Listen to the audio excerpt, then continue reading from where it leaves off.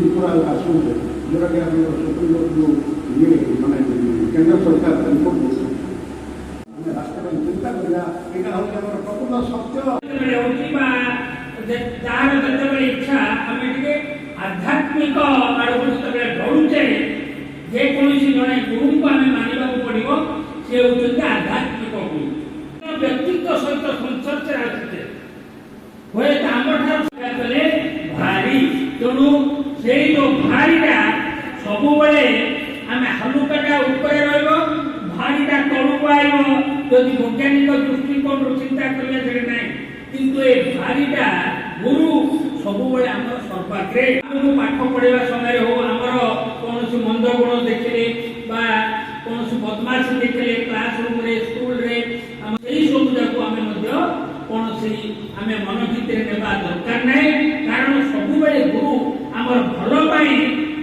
କହନ୍ତି ଭଲ ପାଇଁ ଉପଦେଶ ଦିଅନ୍ତି ଆମର ସେମାନେ ଆମର ଉନ୍ନତ ପଥର ମାର୍ଗଦର୍ଶକ साक्षात गुरु विश्वगुरु एवं शेषर आमको भगवान सद्गुरु भाव एवं गुरु परंपरा को पुणी थे बजा रखा जी सर्वपल्ली राधाकृष्ण सेप्टेम्बर 5 जन्मदिन गुरु दिवस उद्देश्य पालन करने से प्रतिश्रुति देते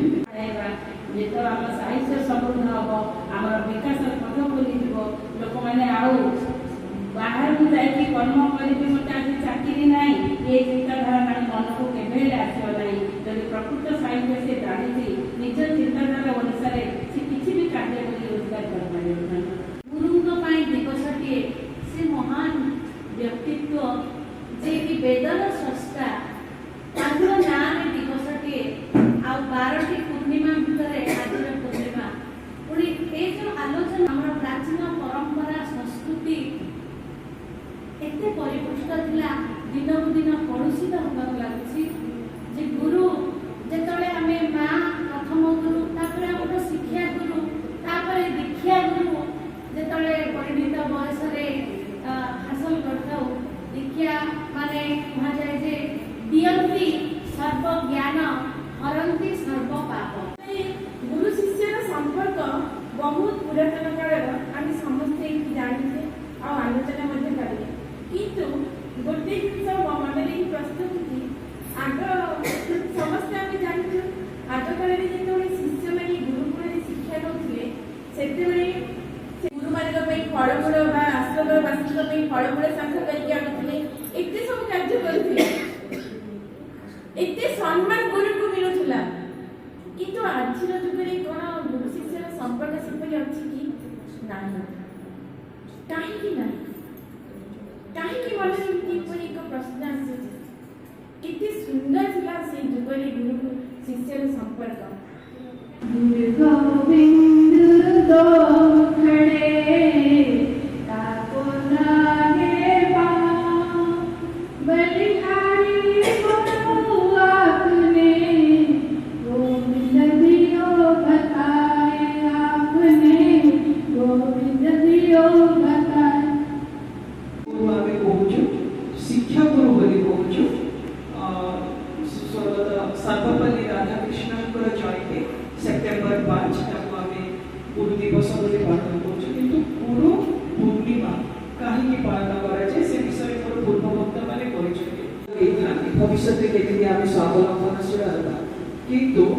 संसार मध्य बास कर जो चित्तचांचल्य देखा जाए जो अस्थिरता देखा जाए ताको स्थिर करने एवं प्रज्ञा तो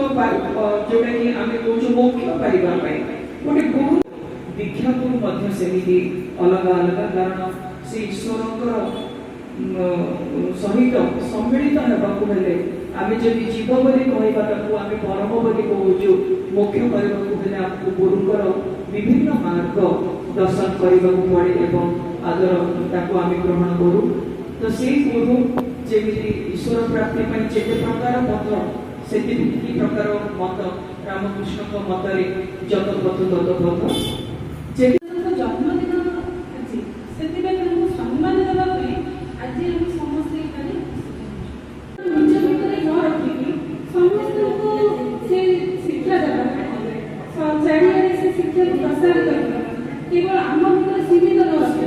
ଖାଲି ଆମକୁ ସାର୍ଟିଫିକେଟ୍ ମିଳିଲା